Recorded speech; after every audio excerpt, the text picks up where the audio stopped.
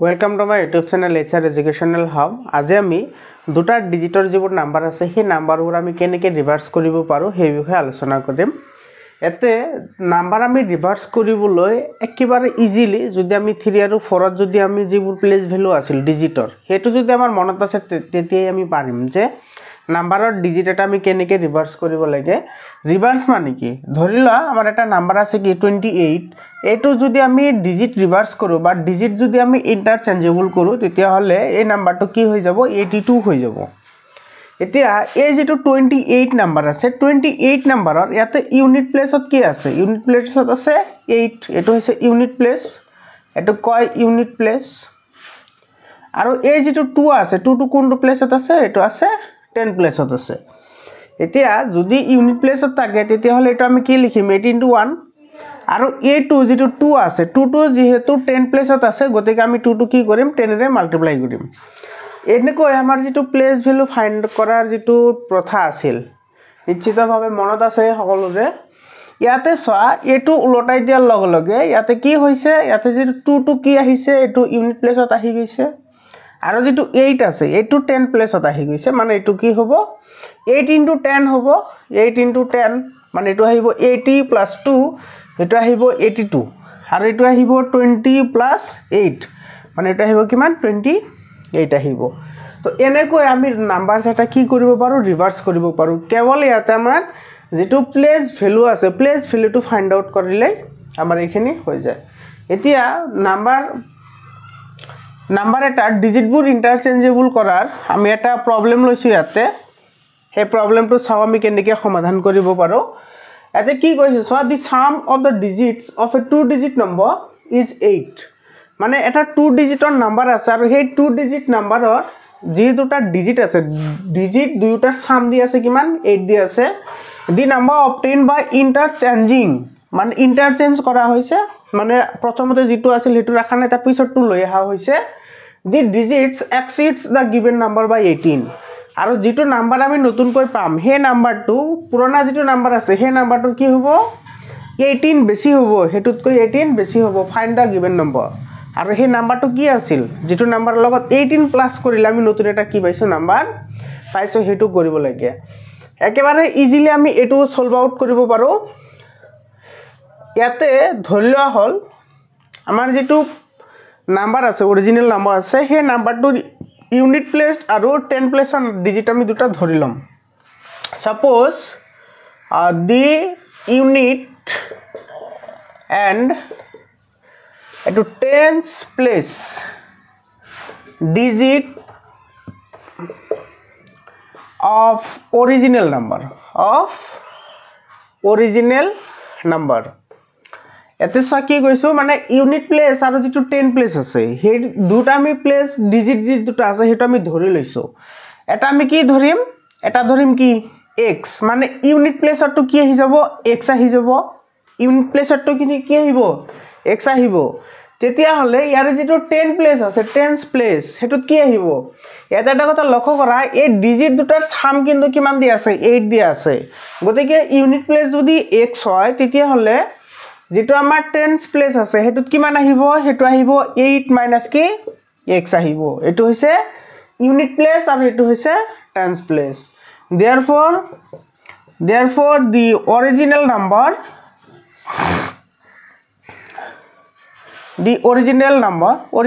to কি আহিব,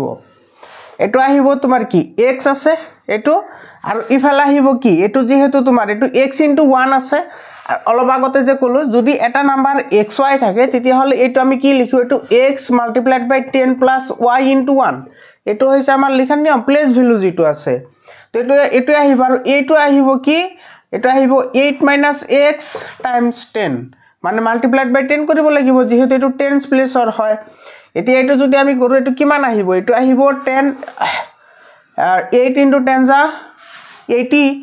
minus এটো কিমান আহিব 10x আৰু প্লাস কি আহিব x আহিব, মানে এটো আহিব 80 এটো আহিব মাইনাস কি আহিব 9x আহিব। x ৰ পৰা 10x গলে কিমান থাকে 9x থাকে। এটো হৈছে আমাৰ অৰিজিনাল নাম্বাৰ। এতিয়া চোৱা নিউ নাম্বাৰটো কি হ'ব নিউ নাম্বাৰ। এতে কৈছে নাম্বাৰটো কি কৰা হৈছে ইন্টাৰচেঞ্জ কৰা হৈছে মানে আগতে যেটো আছিল ইন প্লেছত আছিল হেতু এতিয়া টেন্স প্লেছত যাব আৰু যেটো টেন্স প্লেছত আছিল হেতু কত আহিব ইউনিট প্লেছত আহিব মানে এটো উলটাই যাব উলটি গলে এটো কি আহিব এটো আহিব 10x মানে এই যেটো নাম্বাৰ এটো আহিব এটো টেন্সত আহি যাব আৰু এটো কত আহি যাব ওয়ানছত আহি যাব কিন্তু এটো আমাৰ আগতে আছিল ইউনিট তাৰ পিছত আছিল টেন্স গতিকে এটো আহিব কি 8 মাইনাস কি আহিব x আহিব তো এটো আহিব তোমাৰ 10x এটো প্লাস 8 আৰু মাইনাস x মানে তে যদি 10x ৰ পৰা এটা x কিমান x থাকে 9x থাকে আৰু ইফালে আছে কিমান প্লাস 8 এতিয়া তাৰ পিছত কি কৈছে সো এটো আমাৰ নিউ নাম্বাৰটো পাই গলো এতিয়া যেটো আমাৰ ফাৰ যেটো নাম্বাৰ আছে এটো কি কৈছে exceed মানে বাঢ়ি গৈছে কিমান বাঢ়িছে 18 বাঢ়িছে 18 বাঢ়িলে তোমাৰ কি হ'ব প্ৰথম যেটো নাম্বাৰ আছে হে নাম্বাৰটোৰ লগত 18 প্লাস কৰিলে আমি এই নাম্বাৰটো পাও তো এটো আমি কৰিম therefore 80 minus 9x plus 18 is equal to কি হ'ব 9x plus কি হ'ব 8 হ'ব এতিয়া যদি এটো আমি সিম্পলিফাই কৰো সিম্পলিফাই কৰিলে কি হ'ব সিম্পলিফাই কৰিলে এটো আছে তোমাৰ 80 আছে এটো আছে minus 9x আৰু ইফালে যে পজিটিভ 9x আছে হেতু আমি ইফালে লৈ আহু এটো আহিব কি নেগেটিভ 9x হ'ব ইফালে আছে প্লাস 18 আছে